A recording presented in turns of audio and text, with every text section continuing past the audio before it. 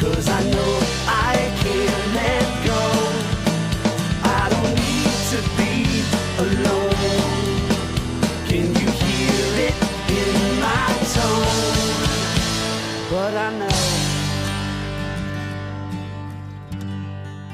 The Life is Great New England Hollywood tour continues, and this is a phenomenal spot because I'm sitting next to a Hollywood mogul by the name of Alec Sulkin.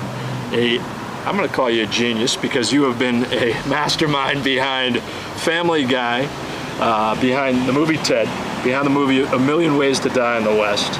It all comes from upstairs, and I think it all started on the mean streets of Weston, Mass. That's right. Yeah, I could argue with you about the term genius, but I'll let you. I'll let it slide. Just let it go. I'll let it slide. Just let it go.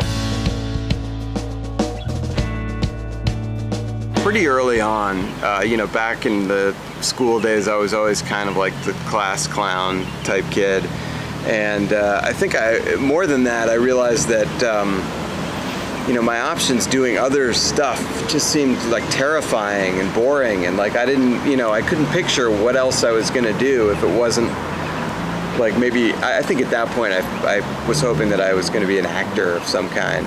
But then I kind of grew into thinking, you know, maybe I have a face made for radio and I'd be on the writing side of things. So yeah, early on I figured I'd do that. I used to write for my school papers and, you know, get in trouble for writing things that were too racy, and so Family Guy seems like a good fit in that way. But yeah, no, I knew that I wanted to be out here from, you know, high school, I would say. Getting that first paid writing job is tough. Because, you know, there's a whole subculture of agents out here and managers, and of course the catch-22 is there. They don't want to have anything to do with you until you have employment, but you kind of need them to get employment. But basically the toughest was, you know, getting that first paid gig out here was definitely a few years of waiting in New York City. I was doing stand-up there for no money, and luckily the Late Late Show with Craig Kilborn came along, and was able to get a job there, and you know, then it's been pretty steady since then.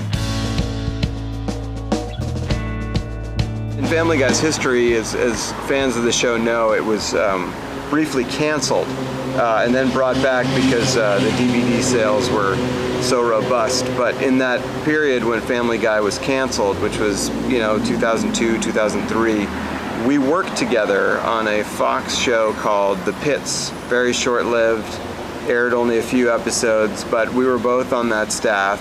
We're about the same age. We became friends on that staff. We used to go do karaoke together. And so, you know, he drunkenly said to me, you know, oh, if Family Guy ever comes back, I'm gonna hire you on the show. And I'm thinking to myself, like, there's no way that's gonna happen. Sure enough, it came back and he hired me, and you know, I've been there for 9 years. It's great working with him because he's always gonna contribute. He's really a home run hitter when it comes to comedy. He takes big swings, and you know, he succeeds. He's less Sam Horn, more David Ortiz. See, not only can he write genius comedy bits, he can tell you who Sam Horn is. That's right. And know for sure that Sam Horn was a bust. All right, he was. Very nicely done. Thanks.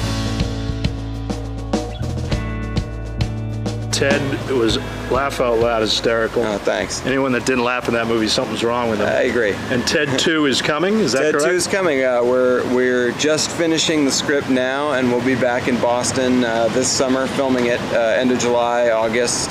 And yeah, really excited to get going with that. Can you give us a little peek into the life of Ted too? Sure. Well, you know, Ted has not changed his ways because the first movie was so successful. Why would we have him change his ways? But yeah, it's going to be, you know, their lives a couple years down the road, and they're starting to deal with different issues of, like, you know, does Ted want to maybe get married to his girlfriend? How's he going to have kids? Can he? So we're going to look at a lot of that kind of stuff. And there's a road trip kind of thrown in there. Oh, phenomenal. Yeah. Now, is Tammy back? Oh yeah, Tammy is back. Yeah, I'm glad. A lot of people really liked her, and she was great. So she's back. She has an even bigger part in this one. Does she have any Boston background at all? You know, she doesn't. She doesn't. She did a really good job with the accent, which, as we know, it's hard to do. You know, sometimes people really mess it up.